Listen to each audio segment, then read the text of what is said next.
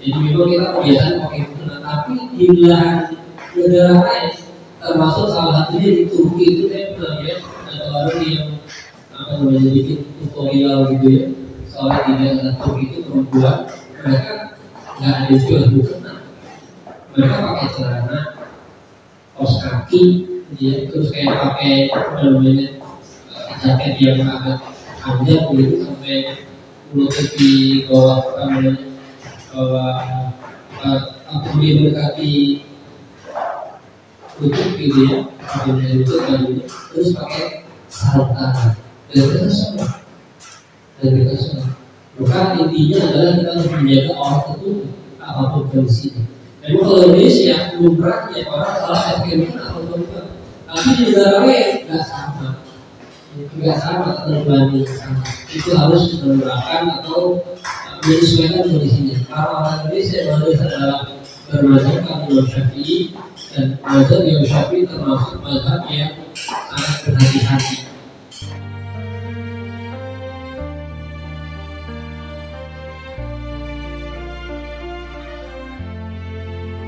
Bismillahirrahmanirrahim. Assalamualaikum warahmatullahi wabarakatuh. Innal hamdalillah nahmaduhu wa nasta'inuhu wa nastaghfiruh wa na'udzu billahi min shururi anfusina wa min sayyiati a'malina. May yahdihillahu fala mudilla lahu wa may yudlil fala hadiya lahu. Asyhadu an la ilaha illallah wa asyhadu anna sayyidana Muhammadan abduhu wa rasuluh la nabiyya wa la rasula ba'da. Allahumma salli wa sallim wa barik ala sayyidina Muhammadin wa ala alihi wa ashabihi ajma'in, amma ba'd.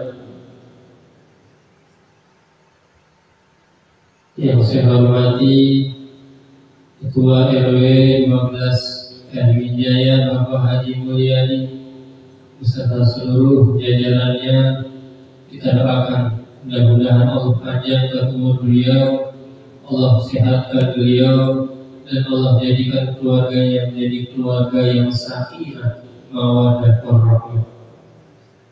Yang saya hormati Ketua DKM Masjid An-Nur, Masjid Jami An-Nur, Ketua DKM Masjid Hidayatul Rahman dan Masjid Jami At-Taqwa, kita doakan mudah-mudahan Ketua DKM beserta jajarannya Allah panjangkan umur beliau, Allah sehatkan badannya, dan Allah jadikan keluarganya keluarga yang sakinah, mawaddah warahmah. Tidak lupa pula kita yang saya hormati seluruh ketua RT di lingkungan RW 12 beserta jajarannya, kita doakan mudah-mudahan Allah sehatkan badannya, Allah panjangkan umurnya, Allah jadikan keluarganya keluarga yang sakinah, mawaddah warahmah. Begitu pula yang saya hormati seluruh para pengurus program Ayo Mengaji beserta para donatur dan seluruh yang aktif di dalam program Ayo Mengaji. Kita doakan mudah-mudahan senantiasa Allah berikan kesehatan, rezeki yang berkah, dan keluarga yang menjadi keluarga yang sakinah, mawaddah warahmah. Wabil khusus kepada teman-teman kita, saudara-saudara kita, keluarga kita yang sedang sakit, mudah-mudahan Allah angkat penyakitnya, segera Allah berikan kesehatan. Yang belajarnya makin lancar, yang bekerja pekerjaan lancar, mendapatkan rezeki yang diberkahi Allah Subhanahu wa Ta'ala. Ila hadhihi al-Fatihah. A'udzu billahi minasy syaithanir rajim. Bismillahirrahmanirrahim. Alhamdulillahi Rabbil Alamin, Ar-Rahmanir Rahim, Maliki Yawmiddin, Iyyaka na'budu wa iyyaka nasta'in, Ihdinas siratal mustaqim, Siratal ladzina an'amta 'alaihim ghairil maghdubi 'alaihim waladdallin. Amin. Amin amin ya rabbal alamin. Alhamdulillah, kita masih terus diberikan oleh Allah Subhanahu wa taala nikmat kesehatan, nikmat kesempatan. Tentu yang lebih-lebih dari dua nikmat ini adalah nikmat berupa keimanan dan ketakwaan kepada Allah Subhanahu wa taala. Maka tidak bosan-bosan saya mengingatkan kepada diri saya pribadi, begitu pula kepada seluruh remaja putri semuanya, yuk sama-sama kita terus manfaatkan nikmat-nikmat Allah berikan kepada kita sebaik-baiknya. Kita masih bisa membuka mata di pagi hari, masih bisa menarik nafas, masih bisa mendengar suara azan, masih bisa bergerak, masih bisa melangkah. Yuk kita gunakan semua nikmat itu sedikit banyaknya dalam rangka meningkatkan ketakwaan kepada Allah Subhanahu wa taala. Karena orang yang memanfaatkan nikmat dan yang Allah berikan kepadanya, maka akan diberikan balasan oleh Allah berupa nikmat yang lebih-lebih lagi. Tentu kita tidak tahu amalan mana yang diterima oleh Allah Subhanahu wa taala, tapi setiap amal yang diterima oleh Allah, kenikmatan yang kita kerjakan, yang kita usahakan untuk bertakwa kepada Allah Subhanahu wa taala, maka semua itu akan kembali kepada kita dengan limpahan nikmat yang besar yang Allah berikan kepada kita. Insya Allah kita termasuk hamba Allah yang senantiasa bersyukur dan memanfaatkan ini. Tidak lupa salawat beriring salam kita haturkan kepada junjungan kita Nabi besar Nabi Muhammad sallallahu alaihi wasallam, suri tauladan kita yang alhamdulillah kita sudah memasuki bulan di mana Nabi Muhammad dilahirkan. Alhamdulillah, jemaah para remaja putri yang insyaallah diberkahi Allah Subhanahu wa taala dan mendapatkan keberkahan dari Allah Subhanahu wa taala. Kita sedikit mengulas pada pertemuan kali ini, diawali dengan bahwa kita ini ada di bulan Rabiul Awal. Jadi timbul beberapa pertanyaan, salah diantaranya dalam bulan Hijriah. Dalam bulan Hijriah ada yang disebut Ashhurul Hurum, bulan Muharram, Zulqa'dah, terus bulan Zulhijjah, itu di antara bulan-bulan Ashhurul Hurum. Nah, bulan-bulan itu kenapa dikatakan Ashhurul Hurum? Karena ada kemuliaan di dalamnya. Maka timbul pertanyaan, kenapa Nabi Muhammad lahirnya bukan di Ashhurul Hurum? Kenapa Nabi Muhammad lahirnya bukan di bulan Ashhurul Hurum, tapi malah di bulan Rabiul Awal, yang tidak disebutkan bahwa sebetulnya bulan Rabiul Awal itu tidak punya keistimewaan sebelum dilahirkan Nabi Muhammad sallallahu alaihi wasallam. Maka salah satu jawabannya adalah bahwa yang dikemukakan oleh Sayyid Muhammad bin Ali Al-Maliki, beliau pernah mengungkapkan bahwa salah satu alasan kenapa Nabi Muhammad itu dilahirkan di bulan Rabiul Awal adalah untuk menepis, ya, untuk menangkis, untuk menolak apa? Menangkis anggapan bahwa Nabi Muhammad mulia karena lahir di bulan yang mulia. Jadi Nabi Muhammad mulia karena lahir. Nabi Muhammad yang lahir di bulan mulia, pantesan mulia. Untuk menangkis hal semacam ini, maka Allah takdirkan bahwa Nabi Muhammad terlahir di bulan Rabiul Awal. Ya. maka bulan Rabiul Awal yang tadinya bulan biasa menjadi bulan yang mulia. Itu bulan Rabiul Awal menjadi bulan yang mulia dengan sebab di dalamnya ada kelahiran Nabi Muhammad Sallallahu Alaihi Wasallam. Jadi ini yang perlu kita ketahui, sedikit-sedikit saja kita mengulas mengenai salah satu sejarah Nabi Muhammad Sallallahu Alaihi Wasallam, bahwa beliau itu lahir dan mulianya Nabi Muhammad bukan karena lahir di bulan yang mulia, justru sebaliknya. Bulan Rabiul Awal menjadi mulia karena dalamnya ada kelahirannya Nabi Muhammad Sallallahu Alaihi Wasallam. Termasuk banyak ulama yang menunjukkan ketika masuk bulan Rabiul Awal atau ketika datangnya bulan Rabiul Awal, kita dianjurkan banyak-banyak membaca salawat kepada Nabi Muhammad Sallallahu Alaihi Wasallam. Itu semua ulama sepakat bahwa ketika datang bulan Rabiul Awal kita dianjurkan memperbanyak salawat. Meskipun selain di bulan Nabi Muhammad kita pun tetap salawat. Jadi selain bahkan kita ini masyarakat Indonesia itu kebanyakan merayakan Maulid Nabi bukan cuma di bulan Mauludan. Bahkan ada beberapa tempat pengajian tiap minggu baca Maulid, atau ada tiap hari baca Maulid. Itu saking cinta yang kita rindunya kita kepada Nabi Muhammad Sallallahu Alaihi Wasallam. Jadi kembali ke tadi bahwa Nabi Muhammad mulia. Nah itu menjadi penyebab bulan Rabiul Awal juga menjadi mulia.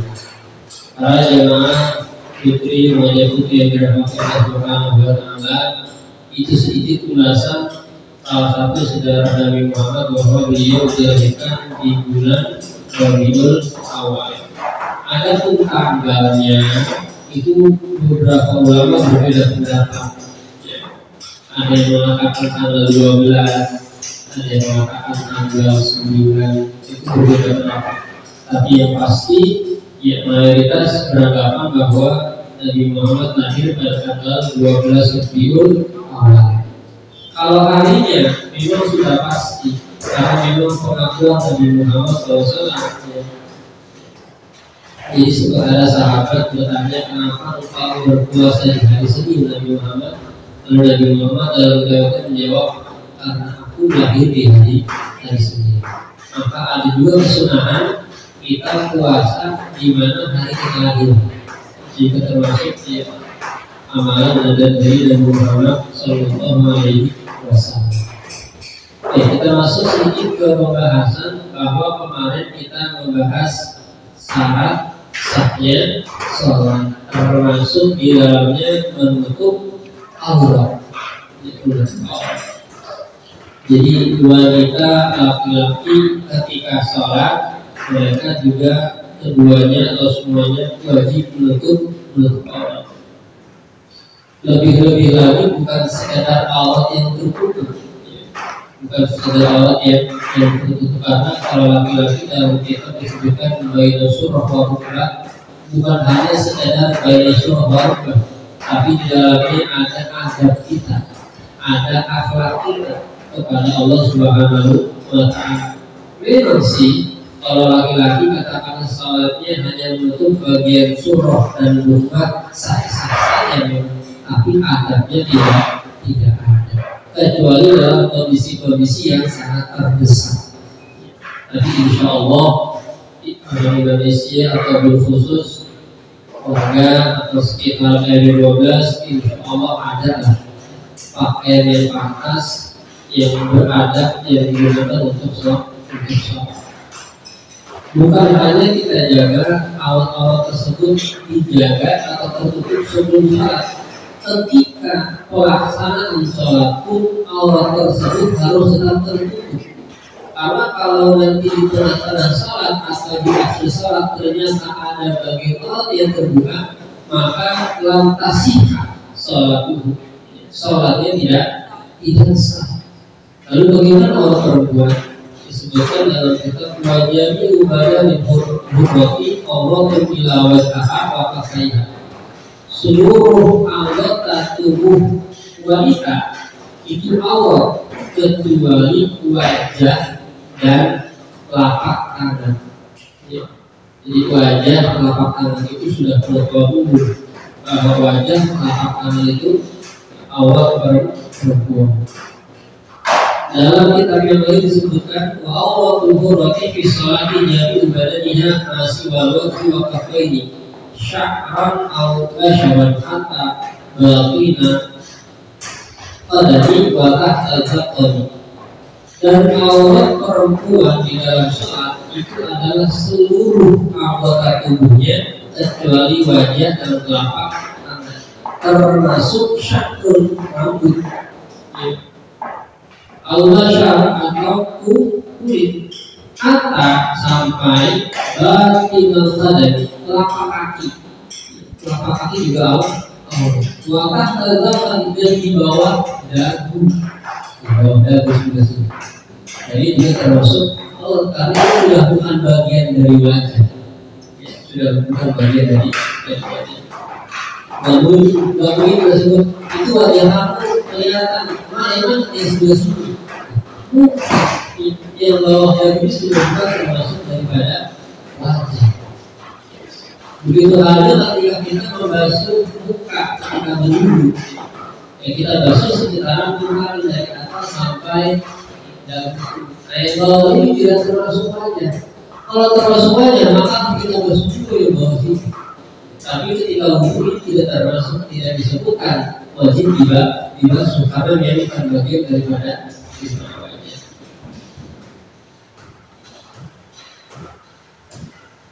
Lalu wajib juga menutup daripada wajah, ya, bagian dari seluruhnya itu harus tertutup ketika sholat. Lalu pakaian yang digunakan untuk sholat, ya, masyarakat Indonesia umumnya ketika sholat itu menggunakan pakaian mukena, ya, pakaian mukena itu menjadi salah satu standar bahwa kalau sholat dipakai mukena. Tapi mukena sendiri beriring perkembangan zaman, ada mukena yang rusak, ada mukena yang kokoh atau atas bawah.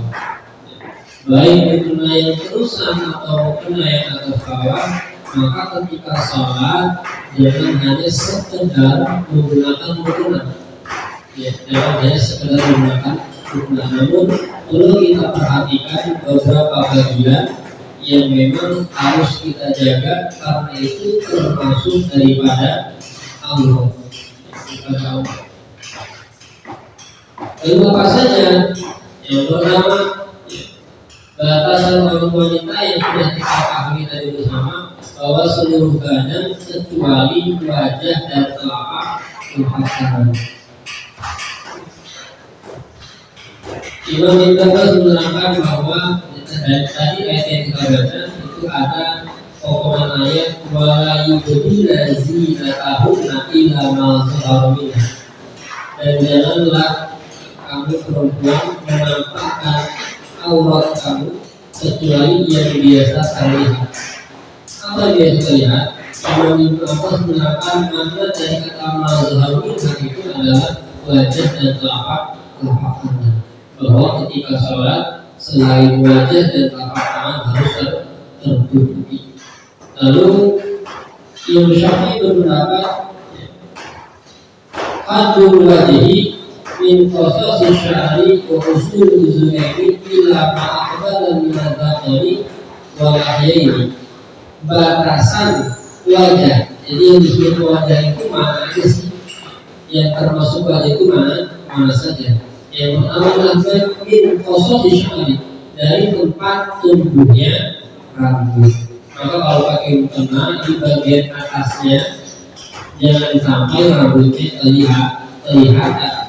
Maka ada beberapa yang menggunakan ikut, ya, atau ada yang menggunakan sudah pakai kerudung tapi dilapis lagi dengan mukena. Salah satu cara supaya jangan sampai ketika di tengah sholat, karena ada gerakan sholat yang menyebabkan mukena ini tertarik ke atas dan ternyata ada beberapa helai rambut yang kelihatan, maka itu menjadi auratnya terlihat dan bisa menyebabkan la tasihha sholatuhu, tidak sah sholat sholatnya. Usul dan pangkal dua telinga, jadi dari atas sampai pangkal dua telinga ini harus tertutup. Maka biasanya kalau mukena itu kan ada semacam karetnya ya, ada semacam karetnya. Jangan sampai kita beli mukenanya yang terlalu longgar. Kalau yang terlalu longgar atau misalnya biasa dipakai oleh orang tua kita, ternyata kita mau pakai kejadian, maka kita akalin pakai apa? Bisa pakai peniti atau bisa pakai jarum gitu ya, kita satukan supaya mukenanya tidak longgar. Kalau longgar kita pakai, kalau saja ketika salah gerakan sholat, apakah ketika ruku apakah ketika sujud itu mukenanya tarik, mukenanya tarik hasilnya ke atas, ada bagian yang terbuka auratnya, itu harus diperhatikan.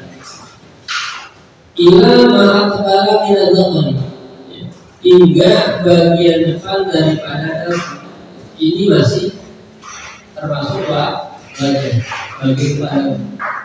Ada bagian belakangnya, ya, bagian belakang itu sudah bukan termasuk wajah. Walahi dan dua tulang rahang bawah, jadi bagian bawah ini, bagian tulang ini bagian bawah ini masih termasuk daripada wajah. Tapi selain daripada itu masuk daripada aurat. Nah, jadi perlu diperhatikan ketika menggunakan mukena itu, kalau mukena yang langsungan biasanya itu ada terbentuk dagunya. Kalau mukena langsungan biasanya ada terbentuk dagunya. Tapi kalau mukena yang biasa, ya, itu biasanya karetnya itu kisaran dari telinga sampai telinga aja ya, bawahnya jarang ada. Setahu saya itu harus diperhatikan bahwa ketika menggunakan mukena, ya, bagian wajahnya selain jadi bagian leher sampai sini itu pun harus dijaga atau ditutup. Ini yang seringkali terlewatkan, ya, terutama anak-anak yang baru belajar sholat gitu ya, baru pakai mukena, anak-anak SMP misalkan. Itu kalau tidak diterapkan secara rinci, ya, sebetulnya itu masih termasuk daripada aurat yang harus ditutup ketika sholat. Lalu yang berikutnya batasan tangan, ya, tadi mukena, tadi wajah kita, sekarang tangan, telapak tangan, bagian luar dan dalam hingga pergelangan tangan. Jadi ini namanya zahirul, ya, ini namanya zahir, ini namanya batin. Zahir itu disebut bagian luar, batin itu bagian dalam tangan sampai pergelangan tangan. Batasan pergelangan tangan ini masih boleh terlihat, ya, ketika sholat ini harus terlihat. Lalu itu bukan termasuk daripada aurat. Lalu pergelangan tangan dan bawahnya itu termasuk aurat. Jadi setelah batas ini ke bawah, gitu ya, itu termasuk daripada aurat yang harus kita tutupi. Makanya memang beberapa saya dulu di Jawa Timur itu beliau menganjurkan, salah satunya Kiai Mufti Mustafa, beliau menanyakan yang pakai mukenanya yang langsungan, karena dia istilahnya sudah di-set gitu ya, bagian bajunya tertutup, lalu ada bagian untuk jarumnya, jadi tertutup sampai sini, terus ada kaitan lebih jari supaya ketika gerakan sholat auratnya tertutup dengan rapi. Yang bingung adalah ketika pakai mukena kotor dan masuk atas bawah. Kadang-kadang takbir Allahu Akbar ada yang masuk dalam, ada di atas ke atas. Nah, ketika diangkat ke atas, ini sebetulnya kalau diterapkan sama ustazah lebih jelas gitu. Jadi kalau kita biarkan ada yang Allahu Akbar, jadi tangannya tetap. Nah, tangan ini insya Allah masih betul, tapi ketika dia angkat tangannya, maka penyemputan mukenanya yang kotoran atas itu juga angkat.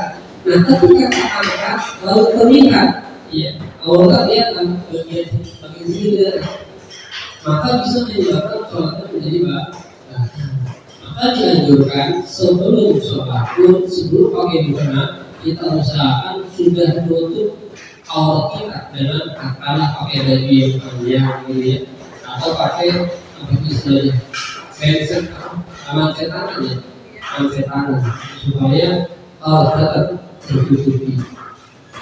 Jadi itu yang beberapa hal yang harus kita jaga ya, jadi memang khususnya kepada busana yang atas bawah atau yang potongan itu terkadang kita suka terlewat ya, suka terlewat.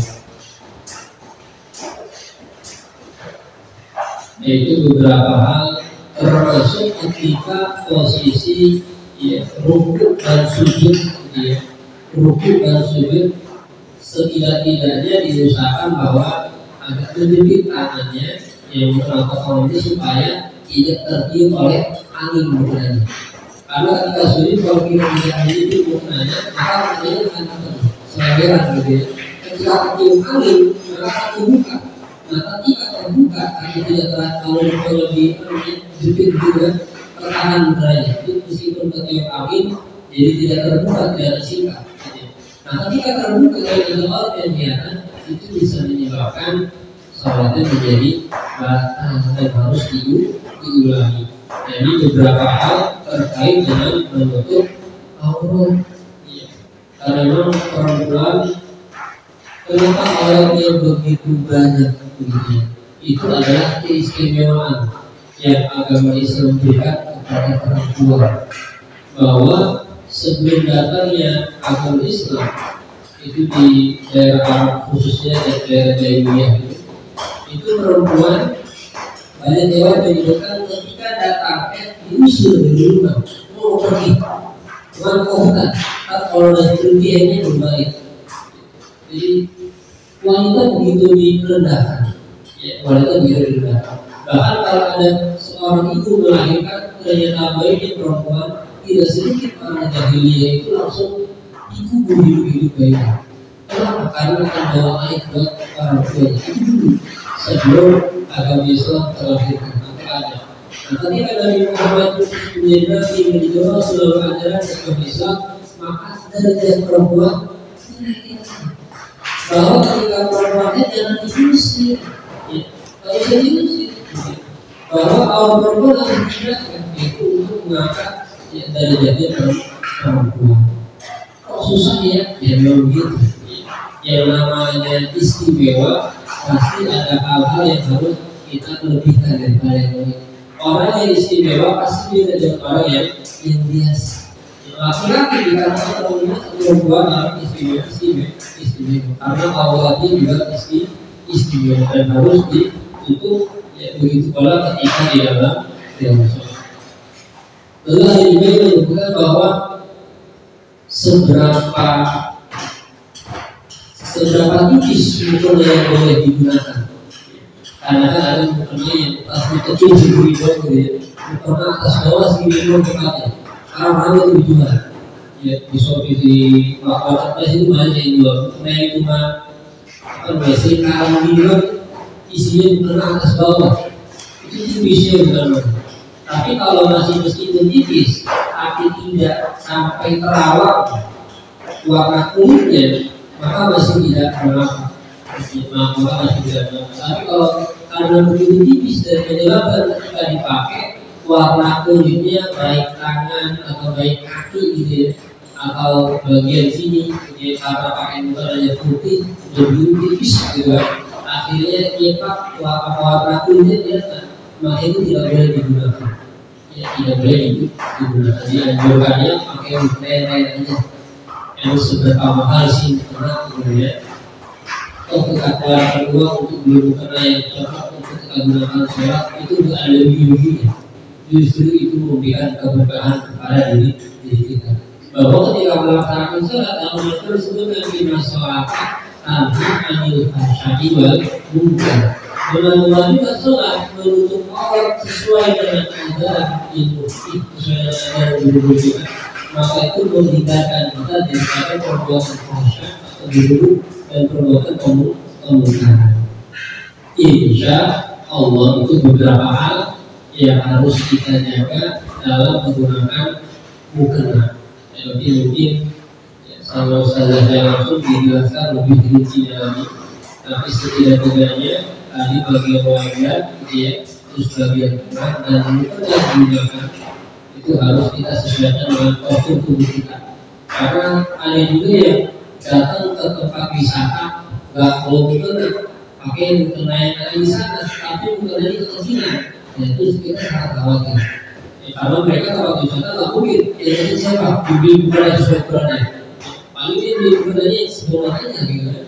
Ketika kita tinggi, gitu ya kita pakai ternyata masih ada tubuh yang terbuka, itu jangan sampai terjadi. Atau kita usahakan kemanapun kita pergi setidaknya perempuan membawa mukena. Katakanlah 3 orang minimal 1 membawa mukena di antara kita. Supaya apa?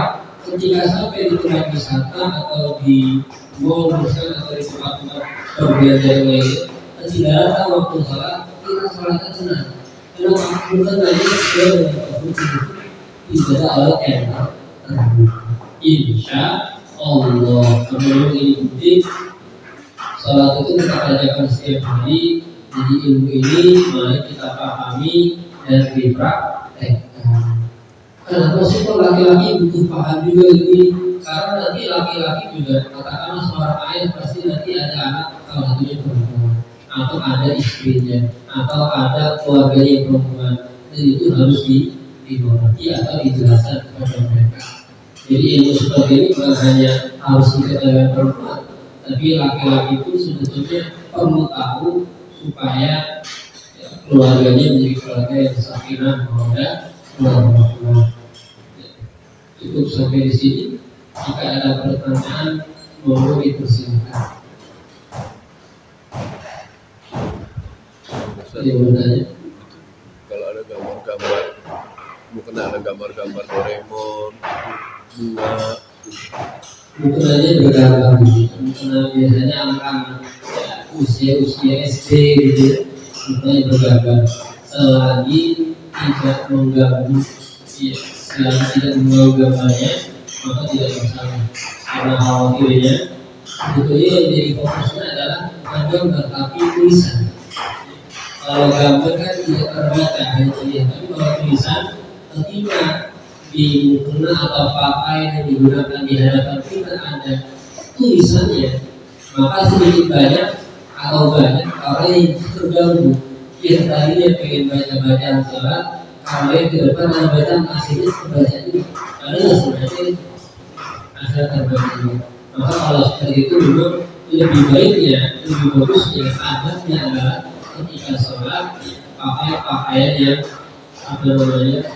tidak ada tulisan di dalam, ataupun kalau gambarnya tidak mengganggu. Kalau gambarnya ternyata ada orang pakai baju di belakang gambarnya korak gitu, atau gambarnya serem gitu, orang melihat jadi terganggu. Karena tidak bisa dipungkiri kita sendiri untuk sampai kepada tingkatan khusyuk dalam sholat itu susah. Kita pribadi semua yang kita berkata bahwa semua untuk mencapai tingkatan khusyuk dalam sholat itu susah. Maka hal-hal yang bisa menyebabkan kekhusyukan itu hilang atau tidak bisa kita dapatkan perlu kita hindari. Itu diantaranya menggunakan pakaian yang bergambar atau yang ada tulisannya, apalagi kata-katanya tulisannya yang kurang bagus gitu. Ada kata-kata juga kata-kata terus ada nama-nama hewannya, kata-kata caciannya. Ketika sholat kelihatan ya, sedikit banyak atau banyak orang yang justru kalau fokusnya ke kalimat itu kan gak etis. Ketika lagi sholat Allahu Akbar, imam lagi baca Al-Fatihah, depan kita ada orang ya, di bajunya atau di kulitnya ada tulisan kata-kata yang tidak etis membaca langsung. Itu kan ada kita kemana gitu. Ya, jadi kita kurang-kurang ada jadinya. Maka sebetulnya memang untuk menghindari itu, kita jangan ketika sholat adalah pandangan kita itu fokusnya ke sholat. Jadi dalam ketika pembahasan kita dulu disebutkan bahwa ketika sholat dianjurkan pandangan kita ke tempat sujud. Tapi jangan sampai dada kita membuku. Kenapa? Karena dada kita harus tetap terjaga menghadap kiblat. Adapun pandangan kita dianjurkan menghadap pada tempat sujud. Untuk apa? Untuk mencoba menambahkan kefokusan kita, kekhusyukan kita dalam sholat.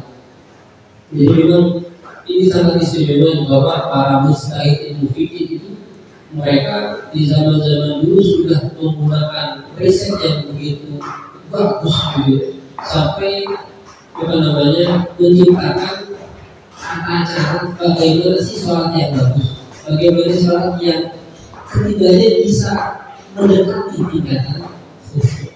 Ya, karena kalau kita usahakan, saya kalau nggak khusyuk nggak sholat, tidak salah sholat. Ya, kadang sholat nanti mikirin ada PR. Pada sholat baru keinginan, habis ini harus kesini, habis ini harus begini, harus begitu.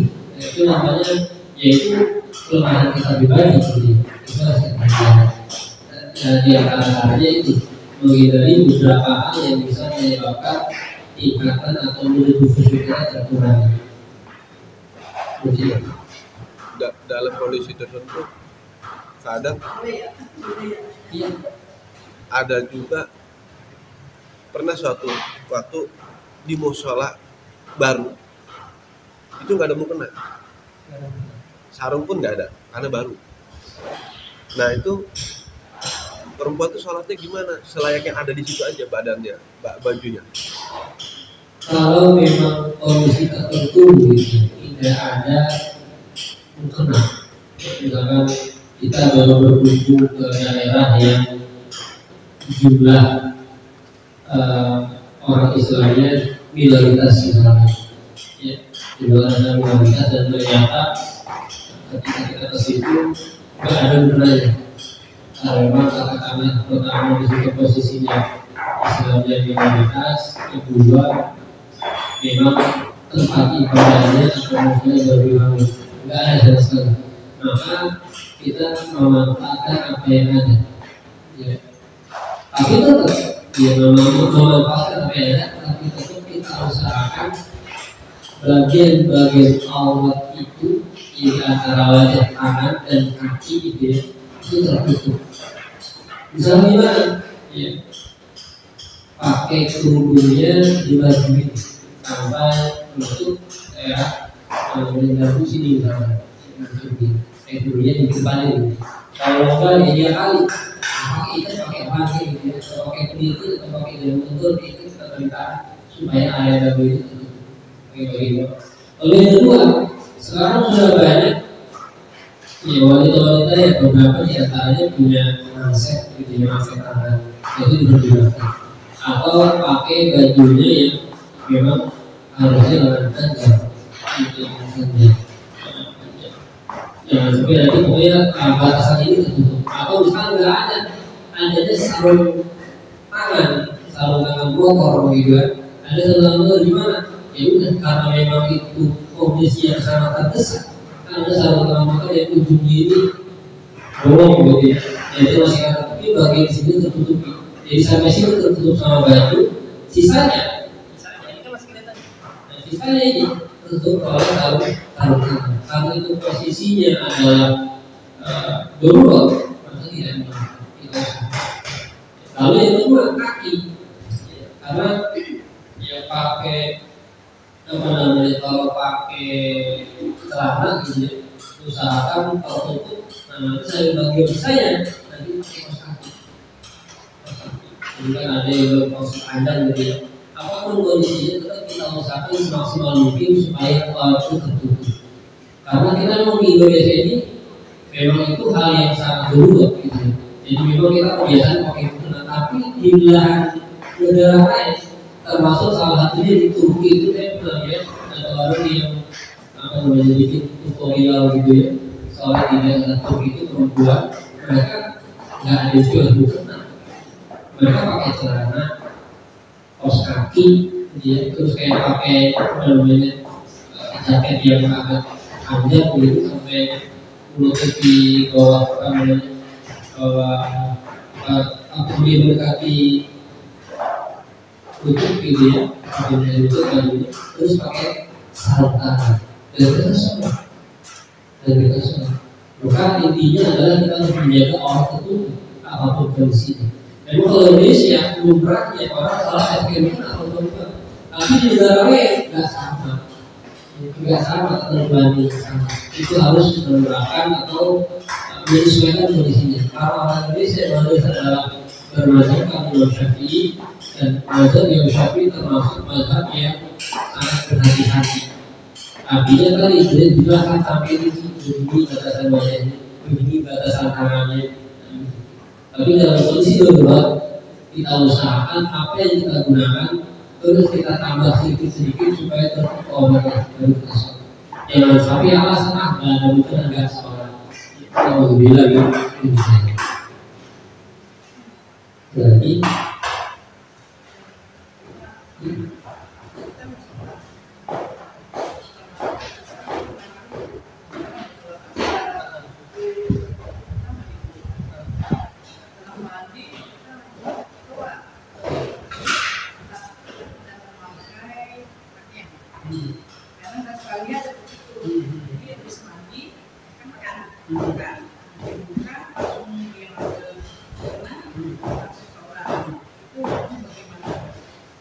pada dasarnya memang dianjurkannya sebelum kita menggunakan mukena awal tertutup ini.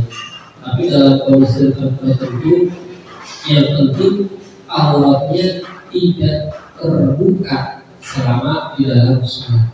Tadi jadi pakai mukena dalam mukena yang tipis gitu, yang agak tebelan. Kalau di rumah ya makanya kan yang banyak yang tebel-tebel juga pakai yang ada. Ya, jadi batasan tadi seperti mukenanya tidak terlalu tipis supaya warna kulit tidak terlihat gitu ya, atau batasan tadi seperti tangan dan wajah kalau semuanya terjaga tertutup selama dalam kondisi sholat sampai tahiyat sampai salam semua tertutup rapi, tidak ada tersisa, tidak terangkat, maka sholatnya tetap sah. Karena tujuan mukena adalah menutup aurat. Jadi salah satu cara kita wanita ini untuk menutup aurat. Walaupun ternyata dalam kondisi tertentu ya, kita tidak sempat atau biasanya ketika pagi itu langsung ya setelah mandi atau beberapa wanita yang setelah mandi langsung pakai untuk sholat gitu. Yang penting auratnya tidak terbuka, ya, tidak terlihat. Lagi